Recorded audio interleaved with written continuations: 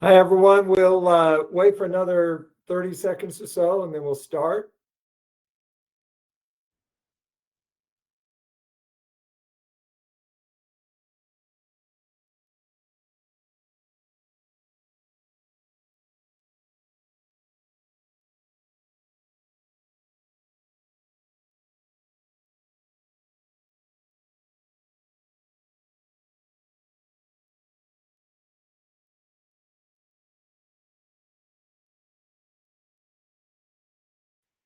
Okay, it is the top of the hour. Welcome. We will go ahead and get started.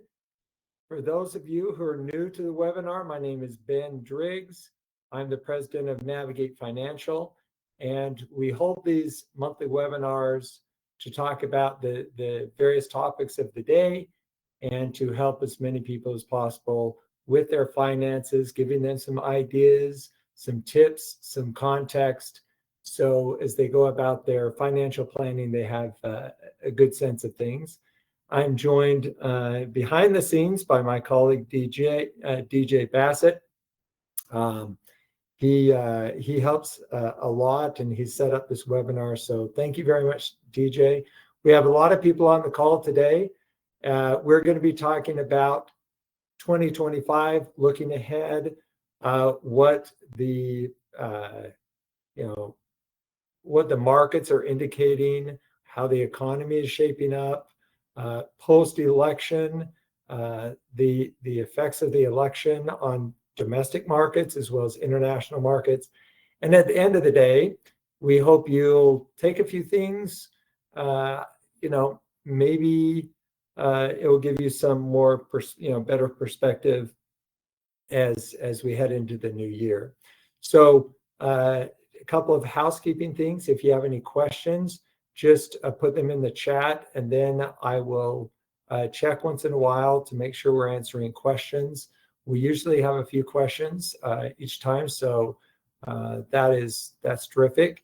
It is now the top of the hour. We'll end at the bottom of the hour so everyone can plan on that time, so we won't go overtime. So we will stop or we'll go ahead and start with the presentation. Looking ahead to 2025. So we're going to briefly review the three areas of the financial system.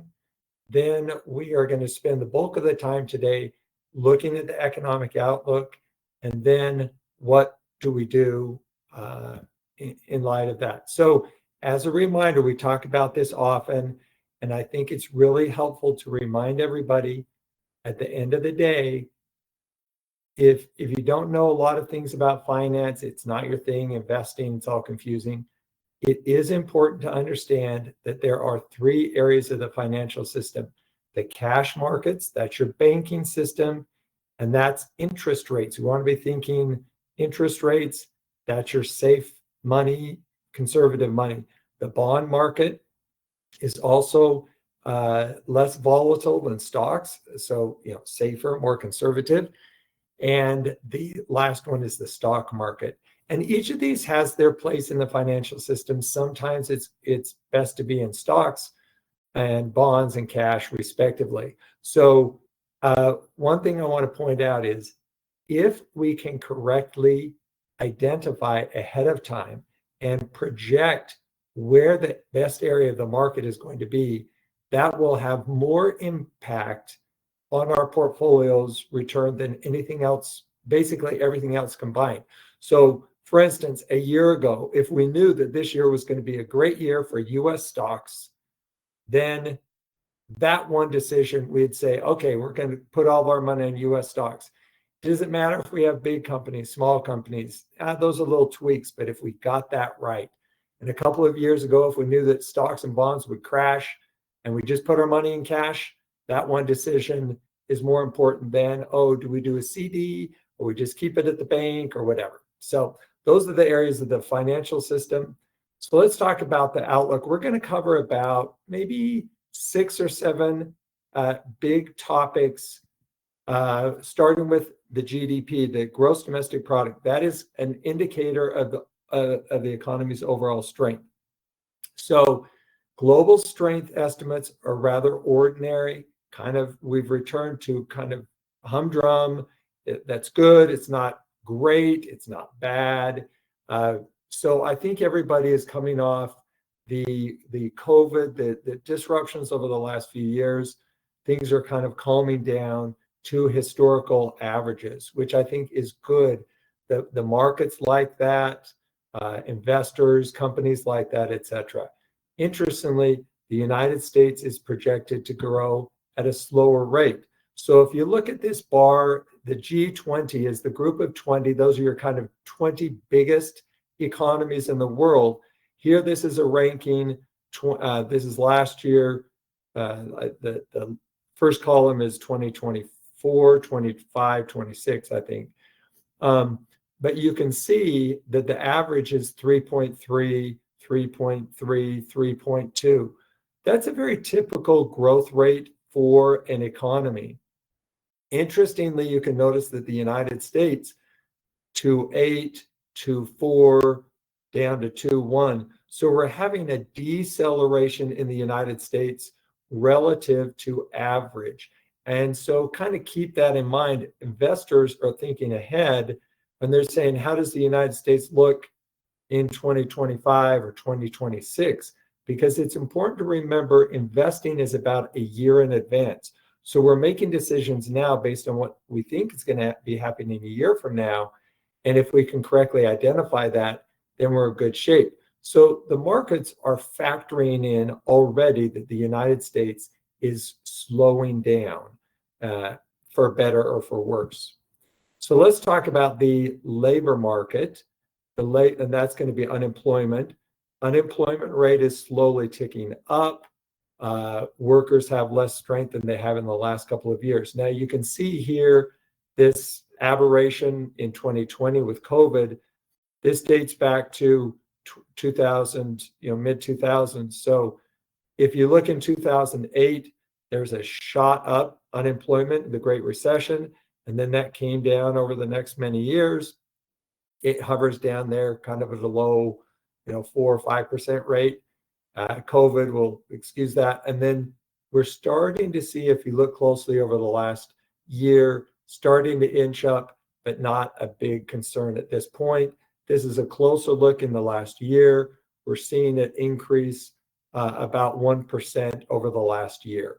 So not a big deal, kind of things, it's a palatable range of unemployment. Job openings give you a little more sense. You can see how after COVID, lots of jobs to be had, that shoots up. And then over the last few years, job openings have come down. That continues to go down, which leads us to the next slide, is that wages also are coming down. So when there are fewer jobs, the employee, the worker doesn't have as much strength. So we're seeing workers, if you recall a couple of years ago, workers were really calling the shots, driving wages up. They had their pick of the litter. And so they say, look, I don't want to work here. I'm going to work over there. And we had a really almost in all industries, wages go up. That is starting to cool. But in general, wage growth is still a good place. And there's good balance between employers and workers. Let me check to see if we have any questions. One question. Let's see. Oh, what are the three columns? I think we talked about that in terms of last year and this year and next year. Okay, so inflation's come down a lot. It's still a little higher than what we want it to be. We do want inflation to be a couple percent. We don't want inflation to be zero. There are reasons we don't need to get into. You do want a little inflation for an economy to grow nice and steady over the years. Our government, the Fed, wants inflation to be 2.5. That's a nice range, but it's still a little higher than than what they'd like. So if you see this range, the inflation, it shot up there in 2021, 22. We know that. It has been coming down, down, down, down. But if you look here, it's at that 3.25 range. It's having a hard time. It's kind of stuck there. And so we don't know how long that's going to stick there. We want it to come down, but we don't want it to come down too much because that means we're going into a recession. Interest rates, they follow inflation. So like inflation, interest rates have come down. They're still higher than what we would like. You're seeing that, of course, when you go to buy a house, your home equity line of credits, those rates when you're borrowing your credit cards are always high, but even those are relatively high. And for those people who are thinking, hey, are interest rates going to be coming down? Don't get your hopes up. They will probably inch down, but I think the projection is interest rates will go down about 1% in the next 12 months, which is not great, but the trend is that they will be coming down. So if mortgage interest rates are 6.5 today, it's reasonable to think that they might be maybe about 5.5 at this time next year. So that's a big factor that we want to look at. I wanted to look at this slide for a minute. This is the interest rate over the last 75 years or so. If you notice, you have the big upshot in the 80s. For those of you who are old enough to remember that. But in the last couple of years, you've seen this that shoot up, but that is going off a real historical from 2008 all the way to 2022, about 15 years, interest rates were almost zero. So even though interest rates have come up and we think, oh, wow, interest rates are hard, it's expensive to buy a house, financing, borrowing, etc. From an historical perspective, interest rates are not particularly high. In fact, they're probably on par with the long-term average. But then, as we mentioned a second ago, they're starting to tick down a bit, which if you owe money, you want interest rates to come down. If you want to borrow money, you want interest rates to come down. On the other hand, there are certain people who want interest rates to be high. Banks, maybe insurance companies. I think people who have a lot of money sitting in the bank, they actually want interest rates to be high. So low interest rates does not necessarily help everybody. Let's look at the rate or the risk of recession. I read a statistic last week that of the 24 major economies in the world, not one is projected to go into recession in the next 12 months. Now, we don't know the future, but that is a pretty optimistic outlook in terms of recession risk. So this is a chart here. I want you to look at the right-hand column, March 31st. And we won't go into the details, but if you look at the bottom row, it's neutral. That overall signal is just kind of, yeah, there's some good and bad. And this is, again, 9 months ago. 6 months ago, go to June, it moves from neutral to a red arrow up, which means the economy is roughly expanding, not contracting. That's what that yellow, the green arrow means. So when you have expansion, the risks of recession go down. And right now, if we fast forward to November, in the first column, right now, the risk of recession, according to this particular research group that we follow regularly, in the next 12 months, the risk of recession is quite low. So that is recession. And as I mentioned, not only in the United States, but globally. Having said that, we look at this statistic a lot, this particular company. 2 years ago, they were there was a lot of red, and they were predicting that we would have been in recession in 2024. The recession would have happened by now. They got that wrong. 2023 and 24 came and went, no recession. On the contrary, the economy continues to be very, very strong. So just because that's the projection doesn't mean it's going to happen. Things could flip quickly. We're coming off a lot of inflation. Consumers, a lot of people don't have a lot of money in savings. They've been tapped out, living paycheck to paycheck. So if things go south, unemployment continues to go up, we could move into a recession sooner than expected. Stock market valuation. Let me just pause for a second, check to see if we have any questions. Yeah, we have a couple more questions. So,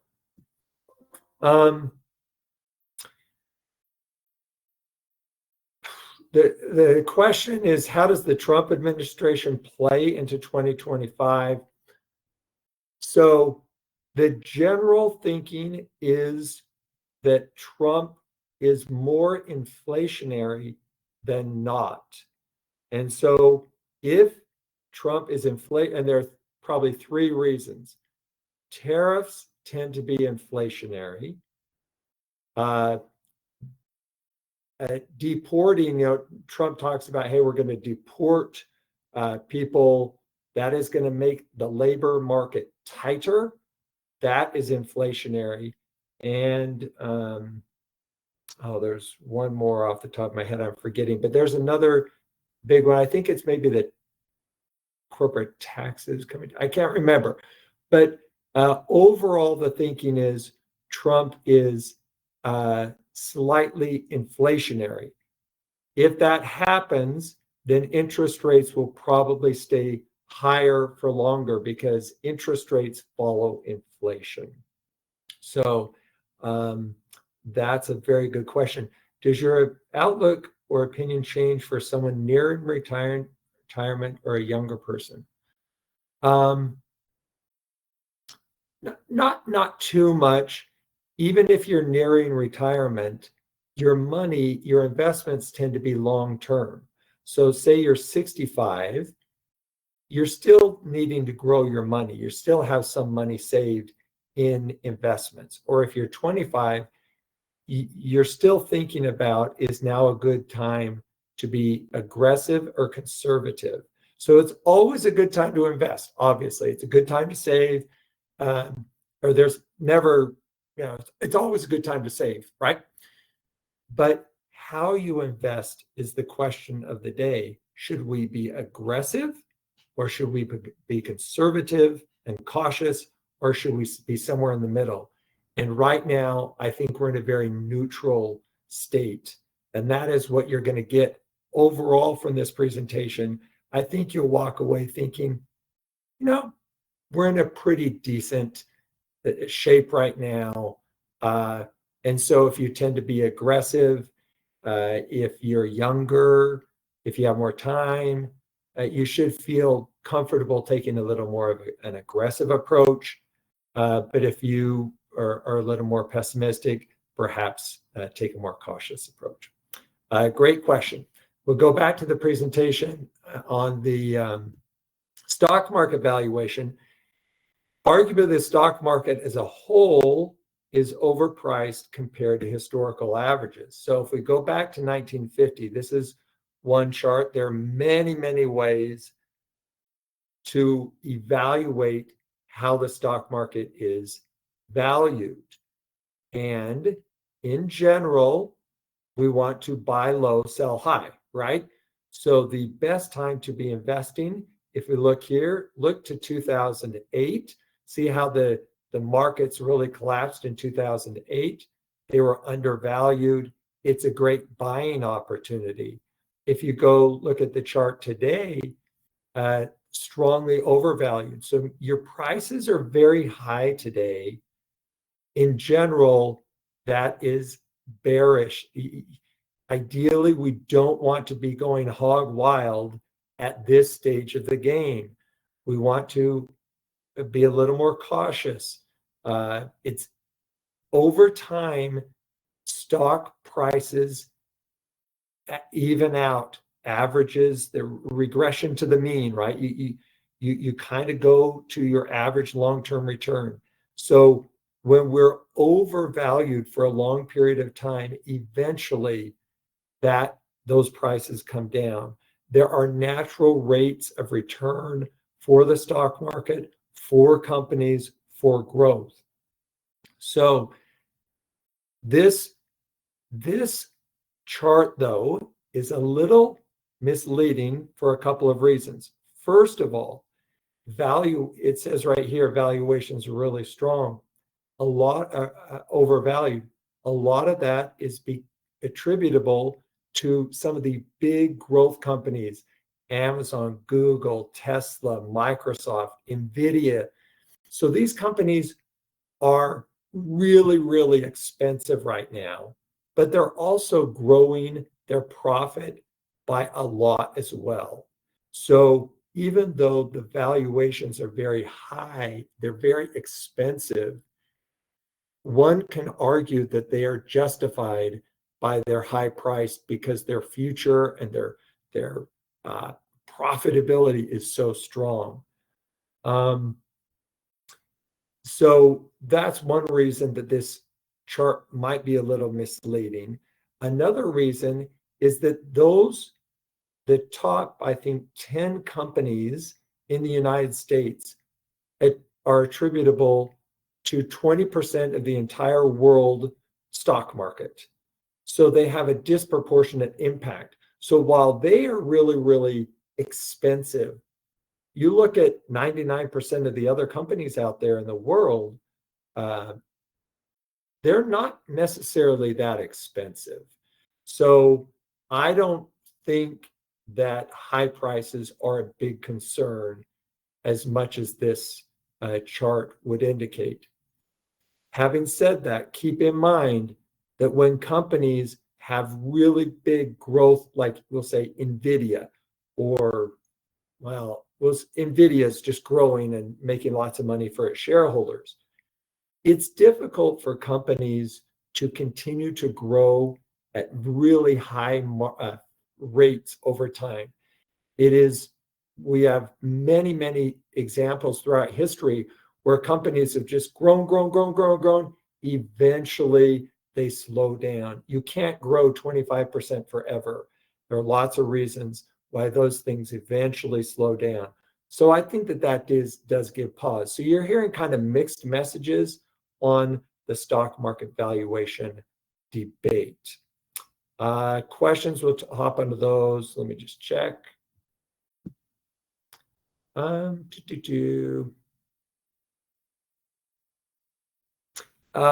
Here's another question.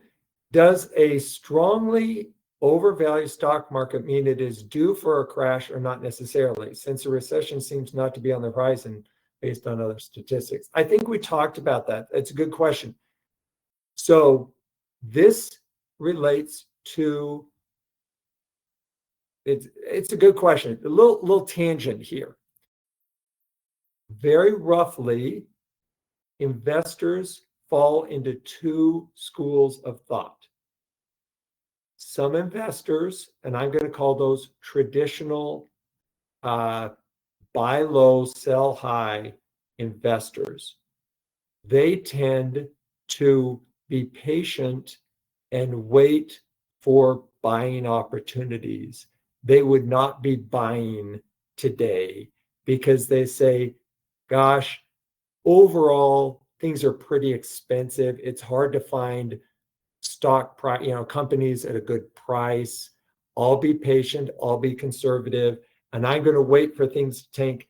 Then I'm going to hop in, so they're sitting on lots of cash or bonds waiting for prices to come down. That's one investment approach. Very roughly, we'll call that value investing. The other investment approach is momentum investing, often called like growth investing. those tend to be like, hey, the bulls are running, ride it. I'm going to take it all the way until it crashes. Yes, I'm going to, lose some money when it crashes, but I don't want to be too conservative too soon. Those have been investors who have that mindset tend to do well in bull markets. So they have been doing better than value investors because we have had, good, strong markets for the last many years. Great question. Okay, we have about 5 minutes. Let's go to whether or not we should make portfolio adjustments. So if we think the economy will be doing better than expected, and again, the markets they're already thinking about a year in advance. So now we've got to be thinking, have they predicted the next year correctly? Or are we even moving to 2026? If you think the economy will be doing better, you want to stay in stocks and you want to stay in cash, because if you're conservative, you can get a good interest rate. So, hey, stay in cash if you're conservative, and if you're aggressive. The stock market is unlikely to go down too much if the economy is really strong. It's unlikely. If we think the economy will be doing worse than expected, if we're a little more pessimistic, then we would favor cash, certainly, because cash would be defensive, but we would really want to focus on bonds. Bonds do well during recession. So if the economy decelerates more than expected, that means interest rates come down more than expected, and bonds do well when the economy weakens and interest rates come down. So the outlook for bonds right now, you can get about 5% in the bond market. Your risk there is if interest rates go up, probably not going to go up. So I think you're pretty safe there. Oh, and by the way, if interest rates go down, you're going to make a little more than your 5%. So probably from a risk standpoint, the bond market might overall be the winner heading into 2025. Particularly for conservative investors, I'd recommend bonds over cash. And then for most of us, if we think the economy is going to be about the same, which really it's so difficult to know, there's so many factors. But if we just say, you know what, I'm trusting the statistics, I'm just going to go with the flow, you would favor a traditional stock bond portfolio. You wouldn't have a lot of money sitting in cash, and unless you needed that for liquidity, but bonds are almost certainly going to outperform cash in the next 12 months.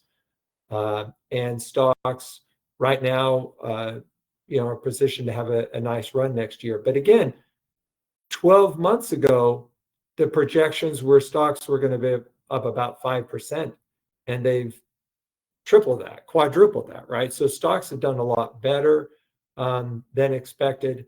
And so who knows, maybe they're going to do a lot worse. But as long as the economy holds up, it's difficult for the stock market to go down too much. And the last minute here, additional thoughts. We setting these things aside, I want you to just read through these with me. We want to think big picture. The very last one I put here is try your best to align your investments with your game plan.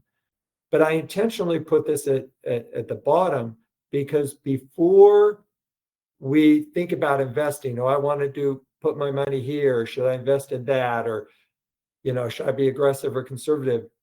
We do want to take a step back and understand, why are we doing this? What are our values with money? Why save? I mean, there are obvious reasons, but everybody is a little different. And so one person might be saving for reason A, and another person might be saving for reason B. And those values are important. And I mentioned here, if you're in a relationship and your partner and you disagree about what you're doing, ask a counselor, talk these things through. The fourth one here, turn to people like me. Have a third party to help you navigate those kinds of decisions, because it's really, we want to pair our actions with our values, so that there's harmony and that there's not a mismatch. We don't have time to go into that much more. Here's a thank you, disclosures. You can read those, but thank you very well. Let me go back, just check if we have any last minute questions. No last minute questions. Okay, that's good. We're at the bottom of the hour anyway, but we look forward to having you on. I hope you enjoyed today's webinar, learned some. Reach out to us if you have any questions. We love working with you. We appreciate your business. And we're going to have the next session, the second Thursday in January. It's possible that DJ is going to take the lead on that. So, if DJ is at the helm, you'll have a new face to look at, younger and more handsome than I. Thank you all. Have a wonderful Christmas holiday and a happy new year ahead. Take care.